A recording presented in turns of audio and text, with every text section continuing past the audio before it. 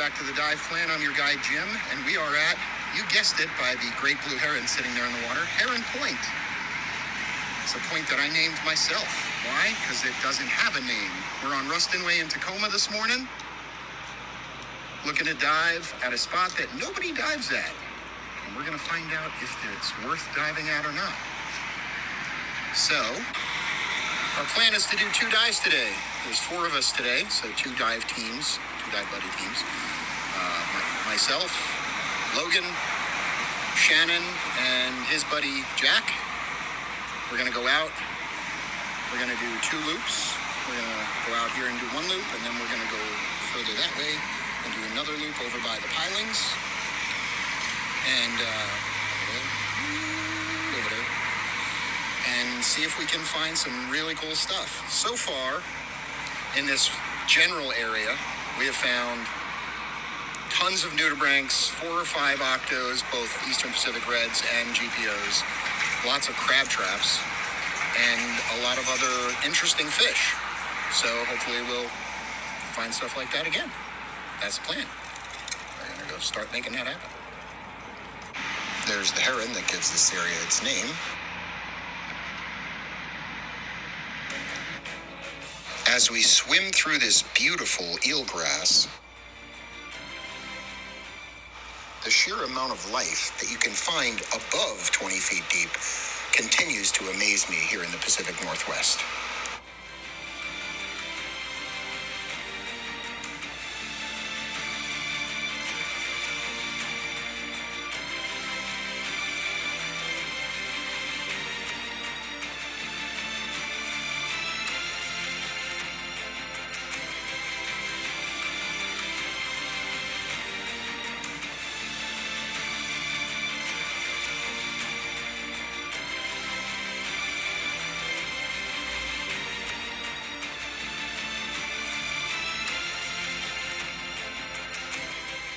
And almost immediately, we start finding diamondback tritonias.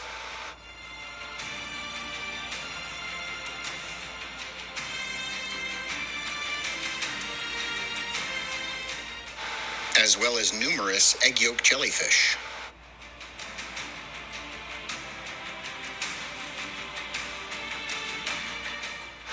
This buffalo sculpin was almost 2 feet long. And here in this enormous bottle is a fully mature East Pacific red octopus. This one was about the size of a softball.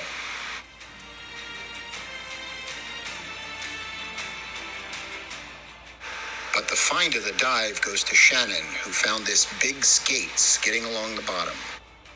Okay, maybe skidding's the wrong word. This beautiful creature was almost 3 feet wide.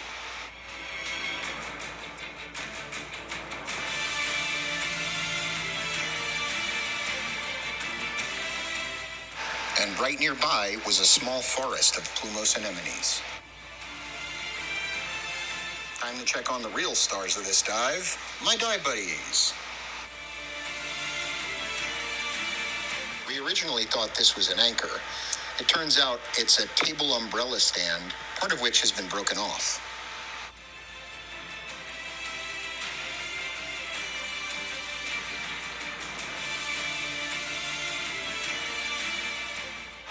And yes, we kept finding more diamondback tritonias.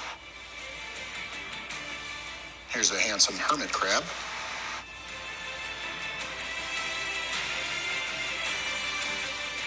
And the only part of a clam you usually see underwater, the valves.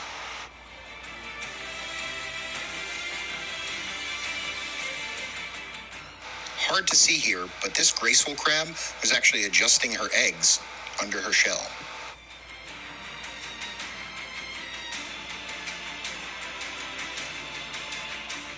If you look very closely, you can see the juvenile GPO inside this bottle.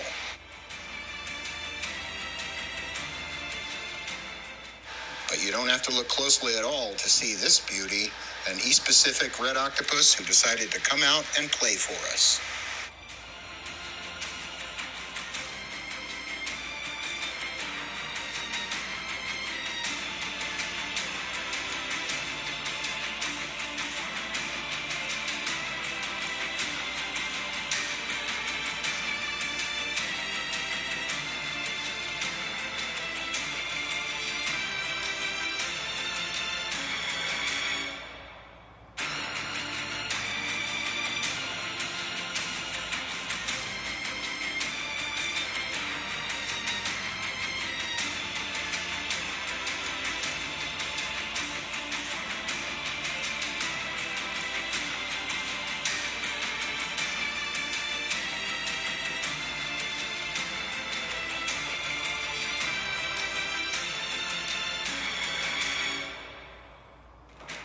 this red rock crab wanted nothing to do with us.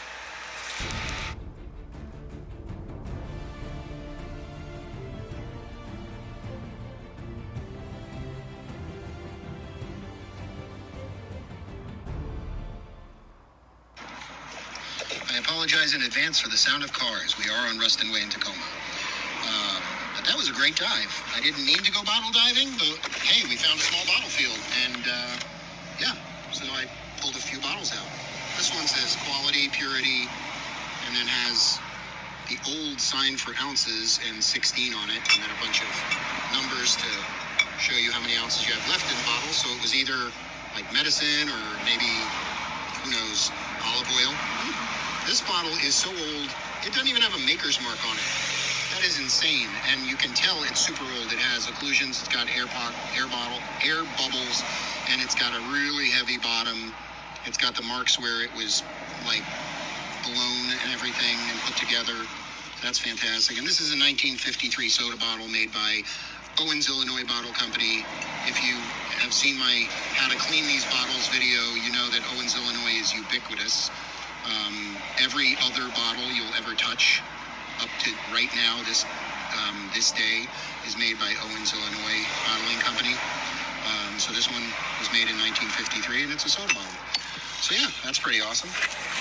So anyway, that was a fantastic dive. We saw those two Eastern Pacific red octopuses and saw that big skate that Shannon found, which was fantastic. Great job, Shannon.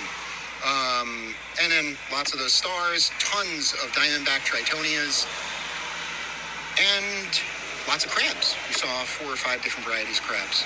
Now we're going to go back in. We're going to go the opposite way from when we went this way, so we can find out if we see any other cool stuff.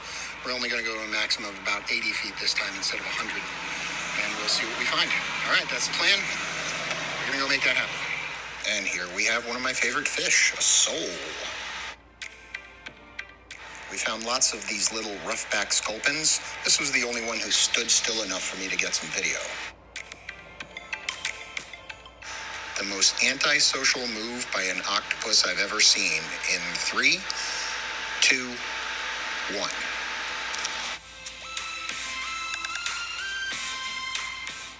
Yeah, she wanted none of our shenanigans.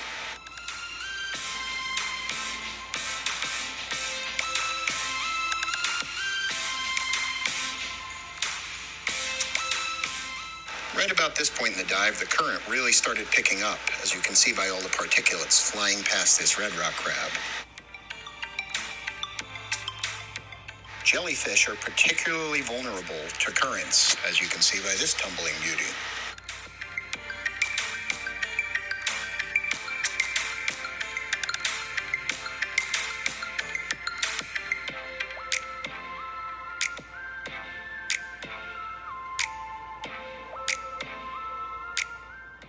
This snippet of video was taken by accident. It was only after I watched it again that I realized what was in it and said, the piece of wood next to this star makes it look like it's got a mutant leg. As we do our safety stop here at the end of our dive, I've noticed that the eelgrass has really exploded in this area, which is great for the environment, and it's super captivating.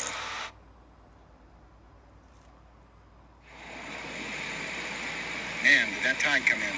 What do you say, Penny?